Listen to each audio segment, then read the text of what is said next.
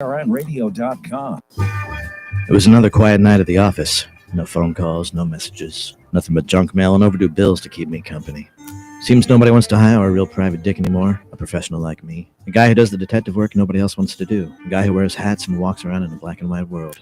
I began contemplating a more profitable line of work, like politics. We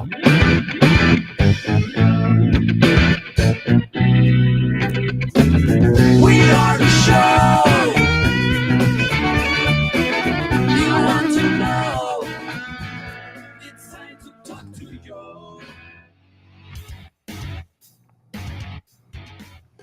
All right, folks, welcome to the Thursday edition of the Joe Mangiacotti Show here on AM 830 and WCRN. I'm Joe Mangiacotti, and for the next hour, you can join the conversation at 508-871-7000. That's 508-871-7000. This is not a replay. And sorry for having to do a couple replays this week. That's all on me, but here we are live, and you can join the conversation.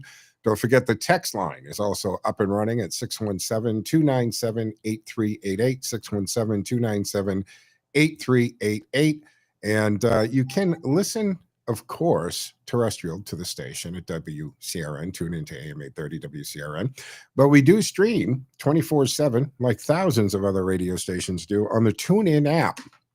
So if you don't have it, it actually takes seconds to download the app onto your device or your phone, and then punch in WCRN. You're going to see our cool logo. Do me a favor, hit the like button, and then we know you're there, and we're very easy to find. I love that feature, getting in and out of the car. I don't miss a beat. We also, of course, stream at WCRNradio.com. You can tell Alexa to play WCRN. She'll do that, no questions asked.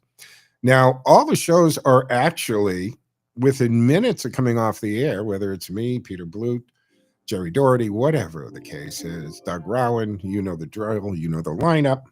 You can do a replay link at WCRNradio.com. Now, my show is actually turned into a podcast, so you can actually subscribe to it. And I checked the analytics the other day. And actually, I thought that maybe the majority of people who download it were doing it from maybe Spotify. But actually, the majority of the shows who follow me as a podcast are on iHeartRadio. And there's an weird uptick in Japan and Belgium, believe it or not. That's pretty interesting. Yeah, exactly. Japan and Belgium. Okay, we have listeners there. We have them all over the world, actually, but I saw this like 7% click up in Japan, which was fascinating. So, of course, you can also watch and listen to the show on multiple platforms. The station does stream it to our Facebook page, YouTube channel. I do it on my social media platforms at Joe Mangiacotti Show. So you can watch and listen to it on Facebook, X, Twitch TV, a LinkedIn profile, and we do stream live to Rumble. So I think that takes care of a lot of the housekeeping, how to watch and how to listen to the show. So the shutdown is done. I mean, because I haven't been live, as you know, for a couple of days. I think it was Tuesday or something. I mean, we've got the longest shutdown in the history of the United States government is at its end. So now there's a new bar to hit, right? But what's the fallout of this? First of all, did we not know this was going to end exactly the way it ended? That, and I love the term, the buzzwords, cave, they caved. Exactly. And I knew that Donald Trump was not going to allow the Republicans to, quote, cave and put it in, because it was right. They were right. This was absolutely a Democratic shutdown, in Schumer more specifically. But the continuing resolution, let's face it, this is a bigger conversation. This is how we've been running the government on CR after CR after CR. Congress has not done their job and voted a bill in or a budget in. And they continue to do the continued resolution. And this time around, every time it was the Democrats who voted it down. And then to listen to some of the people on the left, elected people and members of Congress, talking about giving up their leverage. And now you listen to them, and I can't believe, well, I shouldn't say I can't believe. It's just gross that they're saying we could have inflicted more pain to get what we wanted. This is how they looked at this. And poor John Fetterman, the only voice of reason on the left that I can see or hear. And I saw him on a couple of interviews and clips. Amazing how they really turn on their own. They'll eat their own. And the type of things, and again, this isn't hearsay. I'm not seeing it on an X post. I'm watching him in an interview talking about the kind of things that people in his own party or own side of the aisle are saying. About, too bad the stroke didn't take him. The doctors shouldn't have done a good job. Hopefully he'll get a heart attack. I mean, nasty things, wishing death upon a sitting senator, but also a father and a husband and a family. What is wrong? And we accept this, folks. I don't think we do, and I don't think the majority of people who are more conservative, middle of the road, moderate, or common sense do. But we also just saw a guy fantasizing about executing his political opponent and the children. And he gets elected. And it's out there and it's known. The path we're headed is not a comforting path. Not at all. So you got Cory Booker, who's saying, I'm proud of those people who are standing up right now and saying, we're not doing business as usual in Washington with this many millions of Americans are literally going to be hurt. Look, he doesn't strike me as the brightest bulb in the tree there, but that's a matter of opinion. But Senator Cory Booker from New Jersey expressed pride in his party's leadership during this ongoing partial federal government shutdown, calling it a crisis for millions. And it was basically of your party's doing, Cory. And they tried to spin this with the loss of insurance, health insurance coverage for millions of Americans. But they don't want you to drill down into who's getting the insurance. Remember, a lot of these things were put into effect during COVID and emergency status. They love to have that emergency preamble on everything because it allowed them to think they can ignore procedures. Due process, right? We love that word, due process. Don't the left love that now? And they tried to say it had nothing to do with illegals getting all kinds of medical coverage and so forth, but it did. And it was proved over and over, specifically restoring those enhanced Affordable Care Act, in other words, Obamacare subsidies, reversing Medicaid reforms, characterized this stalemate as a tsunami of policy failure. What say you on that? 508-871-7000. Let me jump to the phones. Gary's waiting patiently. Hey, Gary. Good afternoon, sir. Good afternoon. Good afternoon. How are you? I'm good. Couple of things. First of all, I think that this should be a lesson to anybody who thinks that getting along with especially the newer Democrats, the progressives, is ever going to happen. I mean, you look at Fetterman. He's a great guy, agrees with us 99% of the time.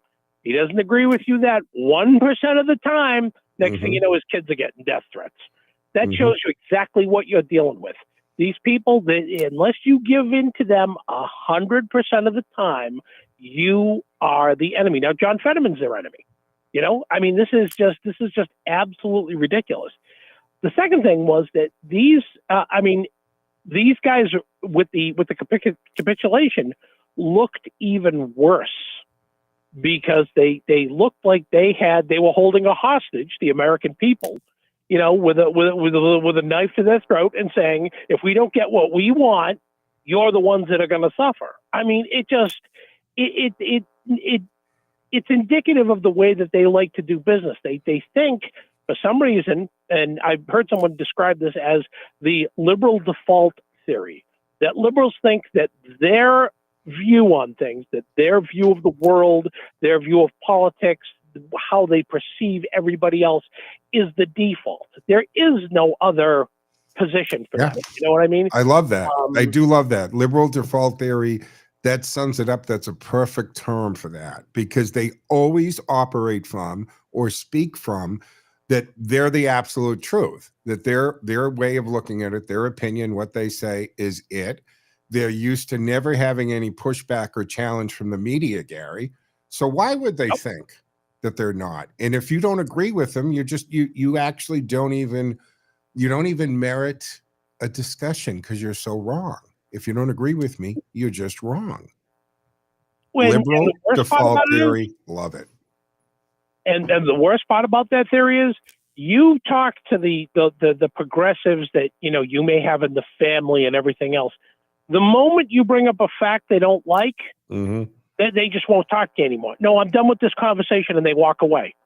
And they just put it in their head that whoever it is that disagrees with us, it's like that meme that goes around with Hitler sliding down he's on a toboggan and he's going down this snowy hill, and it says everyone who disagrees with me is Hitler. I mean, it is absolutely 100% spot on.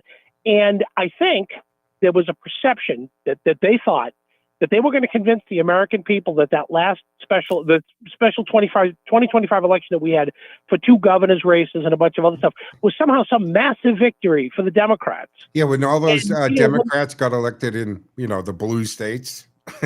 Yeah, exactly. What was the big surprise there, folks? Yep. I think they thought they were going to convince people. We now have a mandate because, we won these 2 elections when everybody went, yeah, it was New Jersey. Did anybody really, it's like Massachusetts, did anybody really expect the Republican to win? They may one time in 10, but for the most part, nobody's going to be surprised. Yeah. And then when you look at Virginia, you go, yeah, no, half of the northern part of Virginia is either been laid off because of Doge cuts, or they're out because the government was shut down. What did you think those people were going to do? So there were no big surprises there. The Democrats had and still have nothing. They have no basis to even suggest that somehow they have a position that's worth talking about. The thing that they always threw in everybody's face was, elections have consequences. You remember that great thing from Obama? Yeah. Republicans control the House, the White House, and pretty much the Supreme Court, which means elections had consequences. You got it. Gary, we're against the clock. Thank you for the call. Great call. Great points. Thank you for sharing the liberal default theory. I'm going to run with that. Folks, back in 2 and 10. Stick with us.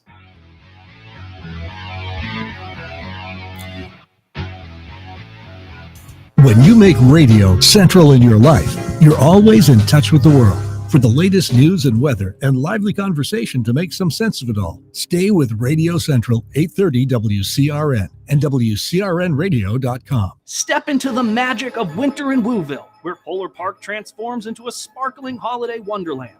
Stroll through twinkling lights, meet Santa in his workshop, decorate cookies, and explore our Christmas tree village, each tree supporting local nonprofits. Bring the whole family for festive treats, music, and the spirit of the season in the heart of Worcester. Tickets on sale now at polarpark.com/Wooville. Don't miss the magic. Winter in Wooville happening this December at Polar Park. Junk piling up, garage bursting at the seams. It's time to call in the mighty at Mighty Movers. They don't just move, they remove. Their junk removal and cleanout services are the fastest, easiest way to reclaim your space without lifting a finger. Whether it's yard waste, old furniture, garage cleanouts, or even hoarder cleanup, they've got the muscle and the mission to get it done safely and affordably. Selling your home or just tired of the clutter? They do offer full property cleanouts, demolition, and furniture delivery too. One call clears it all. Proudly serving Marlborough, Boston, Worcester, Framingham, and beyond. They're Central Mass's cleanup crew with a can-do attitude. Call 978-793-6165 or visit MightyMoversMA.com. MightyMoversMA.com. Mighty Movers. They bring the might so you don't have to lift a thing.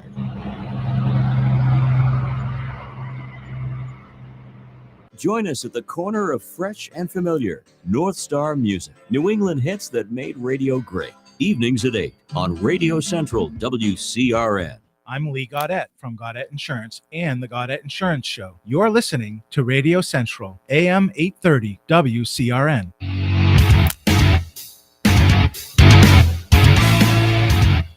All right, folks, welcome back here to the second segment of the Thursday edition of the Joe Mangiacotti Show here on AM 830 WCRN, where you can join the conversation for the time we have left together at 508-871-7000. That's 508-871-7000. Hey, our text line, that's up and running at 617-297-8388. 617-297-8388. It appears on the screen here in studio in real time, and we try to work it into the conversation. Hey, don't forget, if you want to join me in the studios, I broadcast from the Cameo studio. So the Cameo cam is on. That's Facebook. Or you can go to X, Twitch TV, LinkedIn profile, and Rumble. There's a Joe Mangiacotti Show there, and it is turned into a podcast. Please subscribe wherever you get your podcasts. 508-871-7000. Mark's waiting patiently on the line. Hey, Mark, what say you?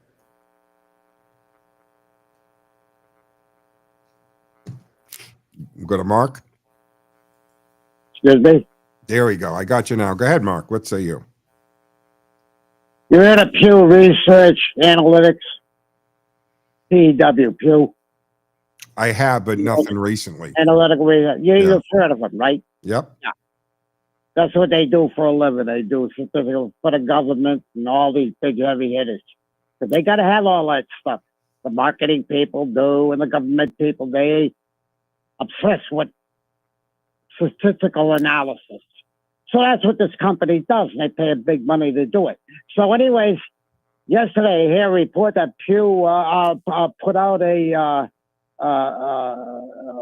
thing on the internet that they said that 1 in 18 residents of the state of Massachusetts are undocumented foreign nationals. 1 in 18. Really? Every Massachusetts resident is a foreign, undocumented, illegal alien. That's an incredible statistic if it's true. It's amazing, actually. Yeah, it's frightening. Scary, too, Mark. Actually. Very scary. Yeah. What are we going to do about it? Well, you know, what we could do about it, folks, is you could vote differently or vote. And I touched on this in the past week. I have a suggestion. Sure. What we could do about it. Cut off the money spigot. Yes. Cut off the money pump. And you know what? If you build it, they'll come. If you tear it down and unbuild it, they'll leave. True. And that's what Trump and the administration's trying to do, because Maura Healey isn't going to cut it out. As a matter of fact, she's taking money from other services. And I'm going to talk about the fact of some of these ideas that she's presenting to raise money. Mark, thank you for the call. I appreciate it. But he's 100% right.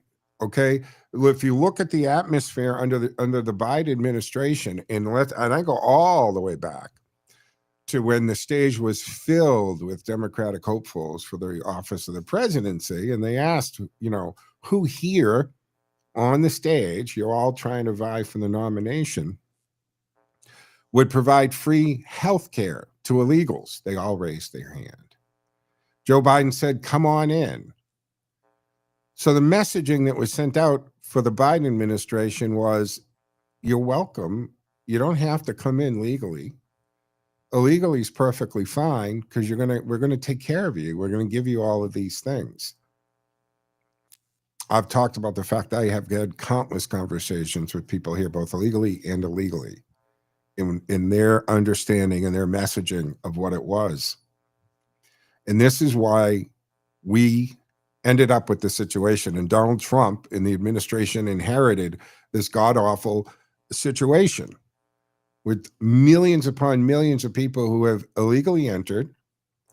And then it was not only the messaging was come on in, but then they orchestrated it through tying down and tying the hands behind the back of Border Patrol and ICE agents, converting them into administrative paper pushers, didn't allow them to enforce. They allowed this delusion of sanctuary cities and sanctuary states for the umpteenth millionth time. I'm telling you, there's no such thing as that. There's no mechanism. Governors, mayors, select people, state reps, state senators, you can't pick and choose federal laws you want to follow. Wouldn't that be nice if we all could? We'd be a lawless society. So there is no such thing as a sanctuary city. Now, I know they can self-proclaim that. I mean, didn't Worcester just self-proclaim a sanctuary city for transgender people or something like that? I don't know what that does or what that is supposed to do. But in the big picture of everything, it doesn't really mean anything. It doesn't change the laws. It does, however, change the policies, because you have governors and mayors giving orders, and often giving orders to law enforcement that are contradictory to their oath of office and what they're sworn to do. So that presents a problem. To Mark's point, yes, we've had many people, if we pay attention to Homeland Security, who have self-deported themselves, meaning that they have voluntarily just said, I'm going back home. Some have taken the advantage of, I think $1,000. They get the ticket, free plane ride home. And they're supposed to get, I think, an ATM card or something for $1,000. But if you're going home, you go home. And Christy Noem's all over those PSAs telling us, if you self-deport, we're not going to hold the fact that you were here against you, which means go home and then come back the right way. You'll be at the end of the line, but you can start the process, and we're not going to hold it because when we asked you to leave this way, you left. But if we catch you, if we have to find you or we end up catching you and we deport you, all avenues, all paths back to the U.S. closed to you. It seems fairly reasonable. I don't know. That's kind of a common sense thing. What say you? 508-871-7000. Are you okay with that? But to Mark's point, and quite honestly, Mark, I've been saying the same thing for many years here, that you have to look at a big part of this, folks, is you got to look at the employers. The employers who knowingly employ someone illegally, meaning that they're not supposed to be employed and they don't have the vehicle at their place of employment to actually employ that person. So I don't know if you follow that. In other words, if somebody's illegal, they shouldn't be passing the verified check process, right? The We Check thing. Second is, what are you paying? Are you paying cash? So if you're paying cash, how long can you pay cash before it doesn't make sense to the IRS at some point? And if you have a lot of people in cash. Now, if you're a very small business and you're paying cash, you could probably do that for years without a problem. But here's the thing. If the laws was such that if you are an employer and you knowingly employ someone who's illegally in the country, there are some serious consequences. That would cut the employment aspect out. So now, what are they going to do for money? If they know that they're not going to be able to get a job, chances are that will cut down the number of people coming here. Now, the people who are going to come here and their intention was to have a legal income anyway, that's not going to stop them. They're coming anyway. They're part of the cartel. They're part of the gangs. It's irrelevant. But because of those people, folks, if you follow and stick with me here, because those people, the people who have come here illegally, but then other than breaking the law by coming into the country illegal, they pretty much keep their nose clean. They're not gang members. They're not part of the cartel. They get a job, whatever it is. Landscaping, I know I don't want to sound, okay, that's it. But what are they going to do? They're going to, job labor of some type, right? These are usually people you're going to find at Home Depot or the bus station or whatever looking for day work. Now, I know that there's a company, not in this state, but it does happen. And it's a big chain of supermarkets. And they actually employ about 12.5 illegals and they pay them cash every week. And as I got that information, and I'm thinking about that information, and I'm saying, you're talking about a serious amount of cash paid out. If you've got 17 or 18 people making $700, $800, $900 a week, and you pay them cash every week, I'm a businessman with a business background. My mind's going, how do you hide that? How are you doing that? How do you justify hundreds of thousands of dollars disappearing from your books? Does that mean you're orchestrating it and not recording the income? In other words, IRS is going to have a field day with you people if they ever catch up to you. So if you take away the ability to get a job, and then what the Trump administration is trying to do, because I know that I talked about this a couple of weeks ago, HUD, Housing Urban Development, is now taking a look at Section 8 in the housing. Because a tertiary type of review of this shows there's thousands upon thousands of people who are not legal citizens here, nor are they green card holders, nor are they permanent residences, right? Who are getting these entitled, and I hate that word entitlement, because by face value, it sounds like you're entitled to that. So if we were to remove and back people who are not legally in the country out of Section 8, out of housing, out of SNAP, and this is one of the issues that we just had, that we find out that there's 42 million people on EBT cards. And I said it a couple of weeks ago to you folks. I think the story is that there are 42 million people that are on food assistance. Shouldn't that be a story? Shouldn't we look at that? What qualifies you to be on that? Because I saw, like you did, a lot of posts from people who came on, and I know some of it might have been satire and some of it might have been putting us on, but I think a reasonable number of them were accurate when people were saying, it's your responsibility to feed my kids, and I'm not going to work. I've never worked. I don't want to work. And they seem to be perfectly healthy. And I'm the first guy. I'm not going to assume somebody is perfectly healthy and able to work just by looking at them on a video. But maybe it's time to reevaluate those on SSDI and food stamps and everything that goes with it. But we have to take the mid-show break here on the Thursday edition of the Joe Mangiacotti Show on AM 830 WCRN, and you can join the conversation at 508-871-7000. That's 508-871-7000. We'll be back in 2 minutes, 2 seconds, folks. Stick with us.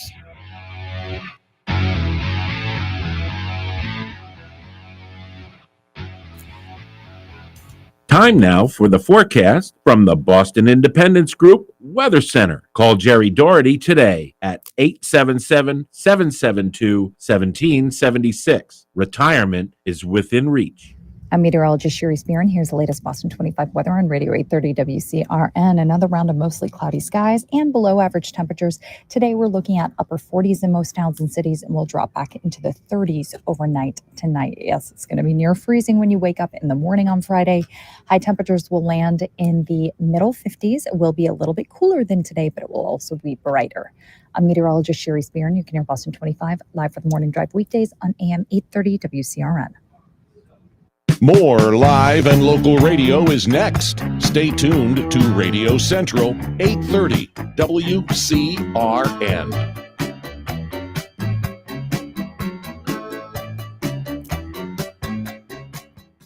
Are you looking for a holistic approach to your health? One that supports your body's natural ability to regulate, adapt, regenerate, and heal? Look no further. The Bioregulatory Medicine Institute, BRMI, a nonprofit global organization dedicated to advancing the science and art of bioregulatory medicine, welcomes you to their free and rich library of resources. You'll find articles, podcasts, videos, and more at brmi.online. BRMI believes health freedom is a basic human right, honoring medical ethics and the innate intelligence of the human body. When your body is properly supported, it will thrive. If you're looking for the root cause of illness, physical, emotional, or spiritual, visit brmi.online. brmi.online.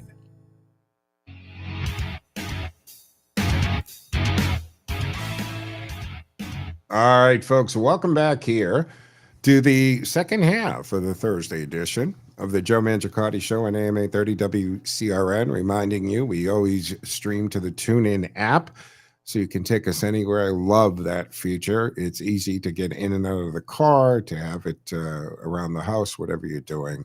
TuneIn app, seconds to download it if you don't have it. And this show is always turned into a podcast when I get off the air, so you can actually subscribe to it and wherever you get your podcasts. So Spotify, TuneIn, iHeart seems to be the preferred method for people to subscribe. So iHeartRadio, 508-871-7000 to join the conversation. Lines are open and available. We're talking a little bit about the shutdown, or the end of the shutdown. It's going to take a long time. So now we have the economic strain that put on, the amount of money that it was costing and so forth. So how long is it going to take for the economy to snap back into pre-shutdown, what it was going? The stock market's been doing pretty good, but I'm also very concerned about getting back the air traffic controllers back on the job. Obviously, I've mentioned it before, Dr. Larry, a friend and colleague who had passed away. So I've got to fly down to DC again shortly. I'm going to deal with that, and at all times the week of Thanksgiving, the most traveled week. So I'm hoping that all the air traffic control has caught back up. And we had a shortage to begin with before the shutdown. So there's a lot to get back into this. And guys, all this is going to come back up at the end of January, because Congress can't do their job in passing actual budget. So we're going to be looking at a possible another shutdown, because they're going to either look for another continued resolution, which seems to be the way we run the damn country, which is not the way it's supposed to be done. 508-871-7000. Let me go to Tom. Tom, thanks for holding on. What say you? Hey, all that air traffic, that was all Biden's fault. He had 17 open positions when he was in office, never filled them. And they're overpaid. These federal employees are vastly overpaid. They don't need their back pay. They make enough to save 30% of their pay for their own pension, and they don't do it. Also, you were talking about, what the heck were we talking about? Can we pause for a second, Tom? I want to back up to this overpaid. Are you saying all federal employees or air traffic controllers? Most of them. Federal, because I have buddies at they work for federal government. Yeah. Most of them are getting 6 figures or higher. Yeah, and they should. I'm sorry, Tom. Air traffic controllers, that's an extremely difficult job. It requires not only intelligence, it requires ability to stay calm under pressure. You are literally dealing with hundreds, and in the course of a day, thousands of lives. So I'm sorry, but air traffic controllers probably aren't paid enough for what they do. And it's a job that once you become one, you can end up being assigned anywhere in the country. Now, if you're very good at it, and if you come out of air traffic, and I actually went to the FCC when I was a younger guy, and this was going back, if you remember, when Ronald Reagan fired all the air traffic controllers. The FCC was doing a push, and I actually went to Nashua to the FCC up there and thought about on their recruitment drive. As a pilot at that point, I thought it made sense. Maybe I should become an air traffic controller. One of the things that kind of brought me off that was they can assign you anywhere. You could be in Alaska, you could be in Kansas, you could be wherever they needed you. The joke there running was if the highest scorer in the FCC air traffic controller school, you come out of that and you're the highest scorer, what do you do? And the answer is you name wherever you want to go. I mean, obviously most people would say, well, give me Hawaii. I can go live in Hawaii. Is it like being for the post office? But I'm not going to agree that they're overpaid. There probably are a lot of people in the federal government who are overpaid. I would go along with maybe that as a generalization, but that's always a dangerous thing. But I don't think air traffic controllers are overpaid by any means, Tom. I want to segue one other topic. Mm-hmm. You're talking food stamps. A lot of these people that are getting food stamps are addicts, they're alcoholics, they're illegal, and families. The only ones that should be getting this are the elderly and disabled. And we're not talking chemically the drug addicts, because they're selling these food stamp cards 50% on the dollar. And it's a high percentage of getting these. They should not be entitled to this. They need a screening on this food stamp program, check their Social Security, check their IDs, make sure they're legit. Nobody does that. How are these illegals getting these food stamps? It's a big percentage. It's not small. They're getting housing. Another scam you were talking about, that Section 8 voucher. They got millions and millions of dollars given out by our senators like Liz Warren, Waters, and all that. Where is the money? I know a lot of people, and I'm saying, did you ever get a voucher? No, we never seen the voucher. They've been on there for 5 years, never seen it. Who the heck is getting all this millions of dollars? Is it because another department of the U.S. department siphoning money back to the senators and congressmen? Somebody should look into this. Yeah. This is a bad absolutely, Tom. You make a great point. Thank you for the call. I appreciate it. To Tom's point, and I think I was making that point, is that there is a lot of fraud and corruption in these programs. And when we learn that there, 42 million people, and we're talking about $8 billion a month plus. All right, $8 billion every month to go into the EBT program. Okay, we need those programs. They exist. There are, that single mom who needs that little helping hand. That's what it's for. And I have no problem with that. I don't know who would. But to Tom's point, and to the point I've made before, because we have that store we know of, that got busted here in Worcester for selling 50 cents on the dollar for meat that they never provided. We've talked about this. We see the fraud. The police are doing an investigation. It's some kind of drug operation. They bust the guy, and he has 16 or 17 EBT cards on him because people have turned their cards over with their PIN number, and they get half the face value in drugs, or they straight out and sell it. We know this. Now that's fraud happening after. So the question, I think where Tom was going with this, how do people get on the EBT card to begin with? What's the criteria? And if you're disabled, that's open to you, right? But when you go into that in Massachusetts anyway, Massachusetts is a state that if you become disabled, it's a good state to be in because there are a lot of programs. And they're going to look at that. We made reference a little while ago about the CPCS here in Massachusetts. And that's the commission for the Committee on Public Service Council. And that's where they administer, if you can't afford a lawyer, one will be provided to you. I talked about this on the show because the lawyers who do the CPCS work were saying, hey, it's time for a raise. We've been getting the same amount of money for a long time. And as a private investigator in the Commonwealth of Massachusetts, I deal with them too, because they also administered that money, which you might not realize, and I'll share this with you. Once you're determined, or it's determined that you're indigent and you can't afford a lawyer, that means you can't afford any of the other defenses, right? So this taxpayer, that's you guys, are paying for the lawyer and the private investigator and the blood expert and the fingerprint expert and the ballistic expert. All of your defense becomes the burden of the taxpayer. So what we found out with that is, okay, Massachusetts has this rate that they pay the lawyers. And the lawyers say in New Hampshire and Maine make more. But what was interesting and what was uncovered during that story I found out is the fact that the rate of people who get determined to be indigent in Massachusetts is sky high. Basically, everybody that goes in front of the court says, I can't afford a lawyer. And they say, okay, we'll pay for everything. They don't really do a hard dive into your finances. So as a result, Maine and New Hampshire and stuff, where they pay their lawyers more when they're indigent, they don't let everybody claim they're indigent. So you look at Massachusetts now with food stamps, and Section 8's a federal program. All right, so that's federal money.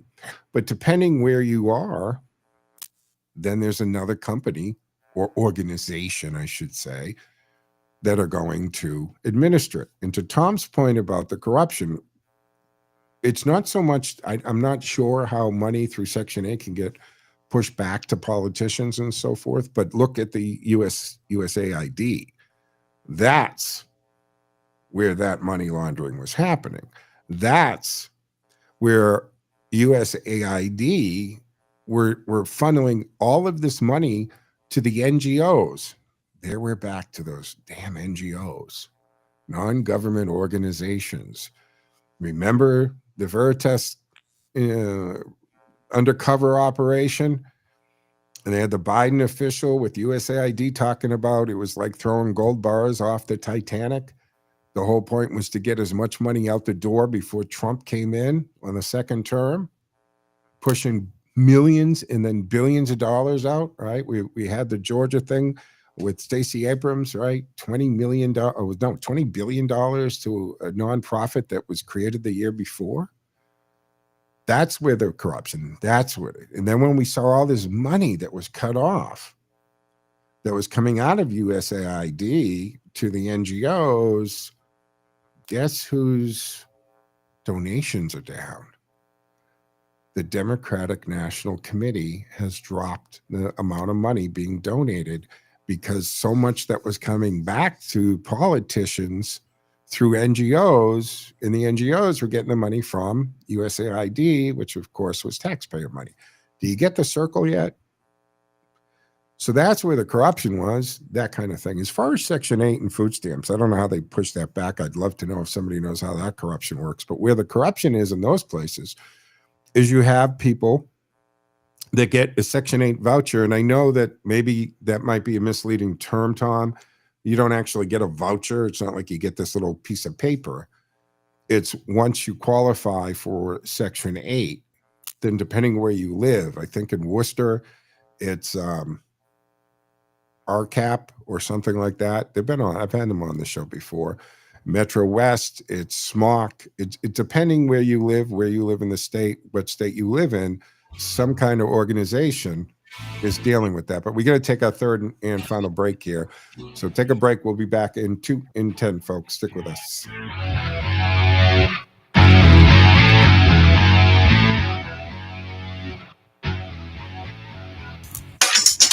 Life is full of changes. Some we choose, some we don't. But how we handle change, that makes all the difference. I'm Joe Mangiacotti, and I'm bringing you Handling Change, a brand new show here on WCRN. Every week, we'll tackle life's biggest challenges and profile a local business or service that can help you navigate them. From career shifts to health, finances, and family. Whatever life throws your way, we've got you covered. Don't miss Handling Change. Thursdays at 10 a.m. on Radio Central WCRN 830 a.m., where New England comes to talk. Hi, I'm Dr. Eddie Arus from the Vascular Care Group with offices in Worcester and Sturbridge. I meet patients every week who tell me they've stopped doing the things they love, walking with friends, standing at their grandchild's soccer game, even going on vacation, all because of painful varicose veins, swelling, or fatigue in their legs.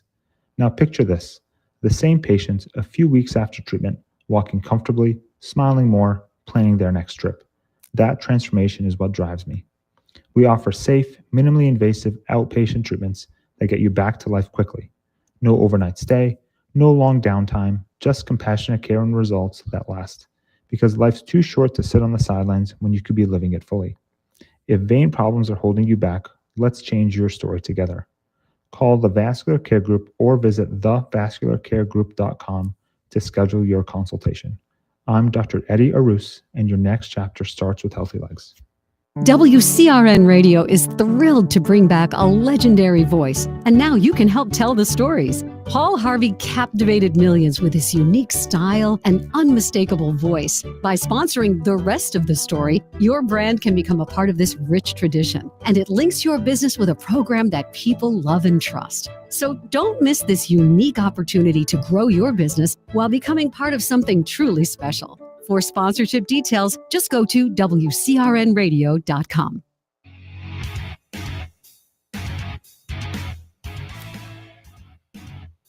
All right, folks, welcome back here to the fourth and final segment on the Thursday edition of the Joe Mangiacotti Show on AM 830 WCRN. You can join the conversation at 508-871-7000. That's 508-871-7000. Ted A behind the glass flying the board back at HQ. He'll get you set up and into the studio for two-way talk. Of course, you can always text us at 617-297-8388, and that appears on the screen in real time as well. I did, before you break up today, I did want to talk about in Massachusetts here, this Municipal Empowerment Act that's been proposed by Maura Healey. So the Haley-Driscoll administration filed this Municipal Empowerment Act. It's a broad package, and it's to reform, and it's aimed at providing cities and towns with additional tools to raise revenue, i.e. taxes, of course. Thanks to people like way back in the day, CLT Barbara Anderson, right? There was some guides, some harnesses put on property tax in Massachusetts, but municipalities have been trying to get around that Prop 2.5 for years. But this here is to streamline operations and address workforce and infrastructure challenges. That's how they're billing this. Among the local option revenue mechanism is, of course, new motor vehicle excise tax surcharge up to 5%.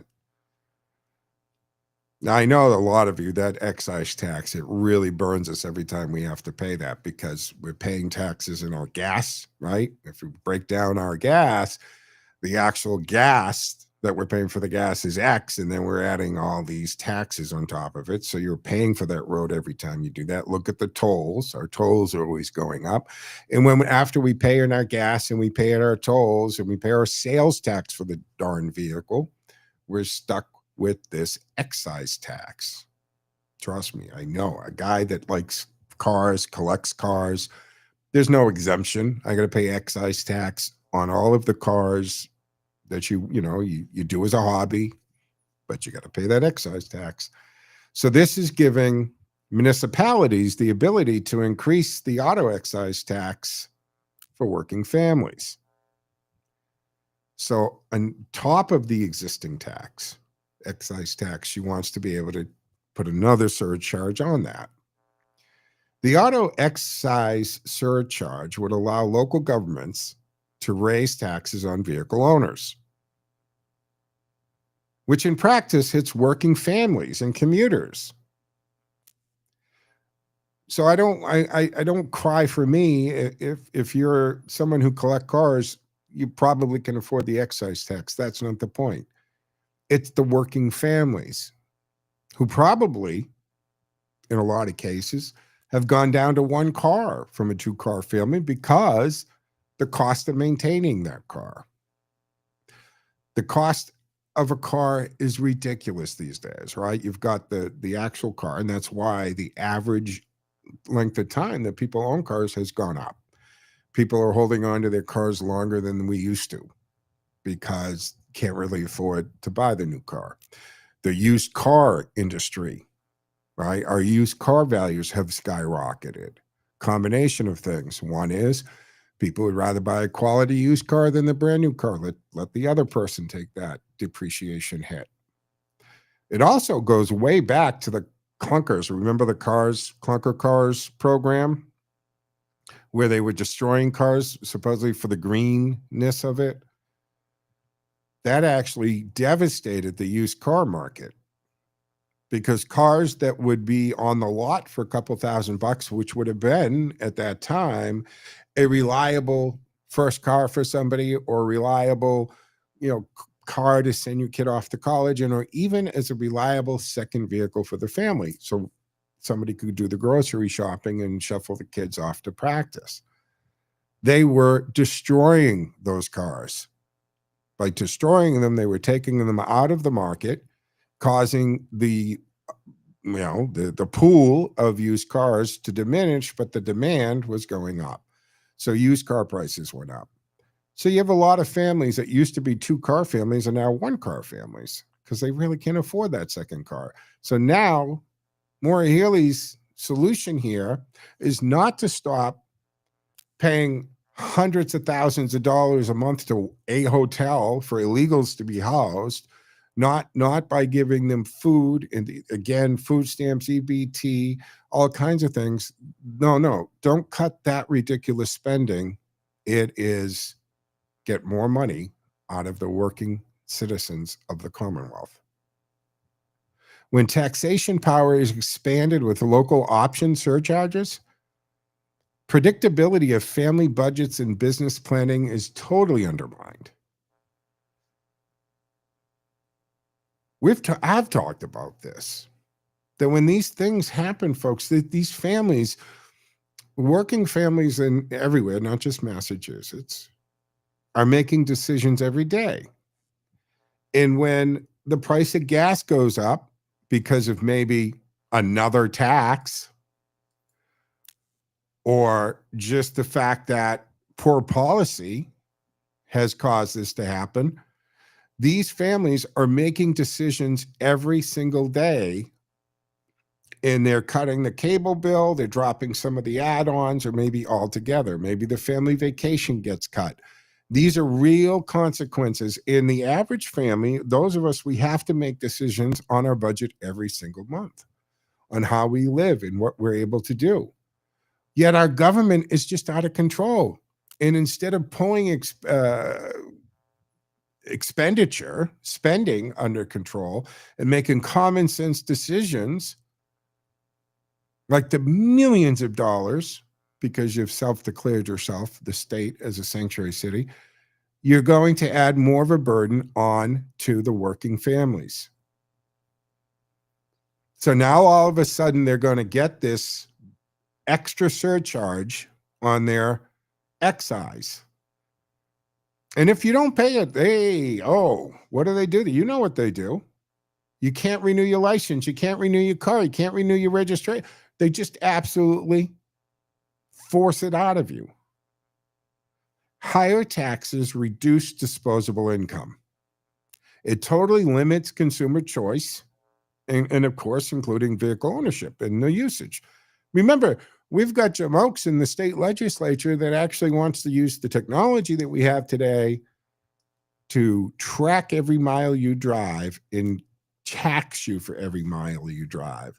So it's not just the cost of the car and the sales tax and the excise tax and the gas tax, but then they actually want to charge you for every mile that you have to drive, which is then going to start to affect how many times can you go to the store? What about the practices in the piano lessons or the trumpet lessons and the cheerleading practice and the football practice?